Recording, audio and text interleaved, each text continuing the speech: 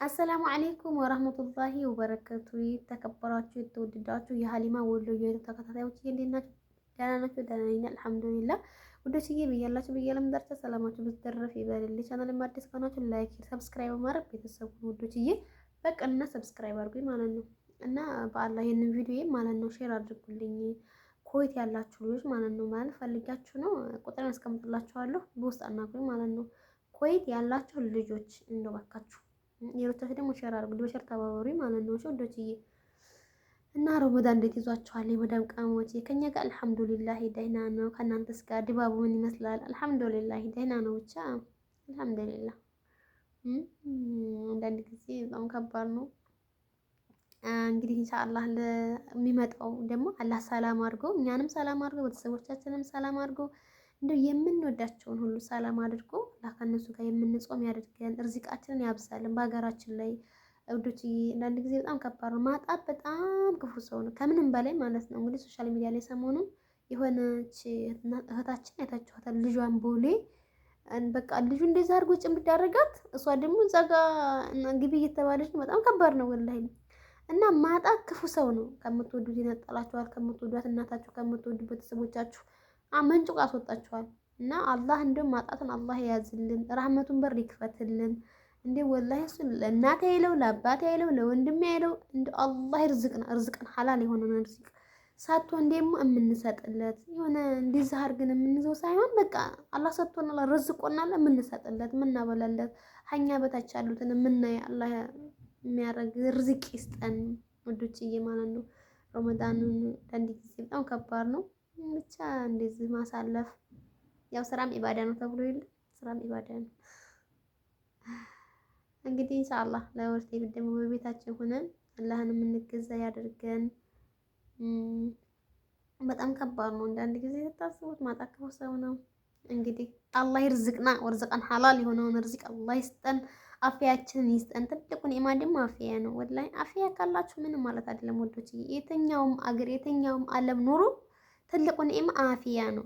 አፍያ ወላሂ ላዚም ነው የምላችሁ። እኔ ስላየሁት ነው። ወላሂ አፍያ ካላችሁ አልሐምዱሊላህ ወሊ ሌላው ይሄዳል ይመጣል።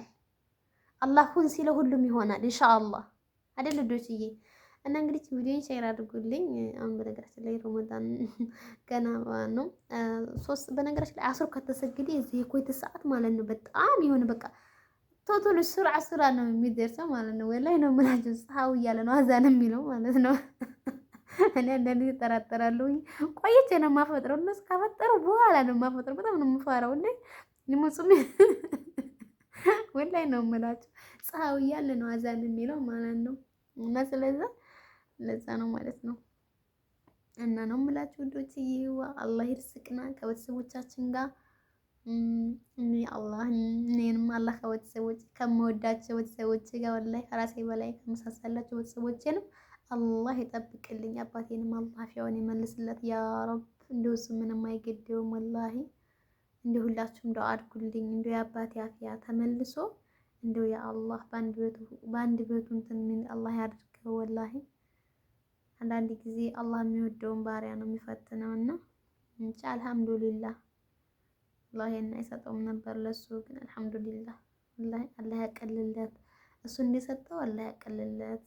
ሌላ ምንም አይባልም ማለት ነው።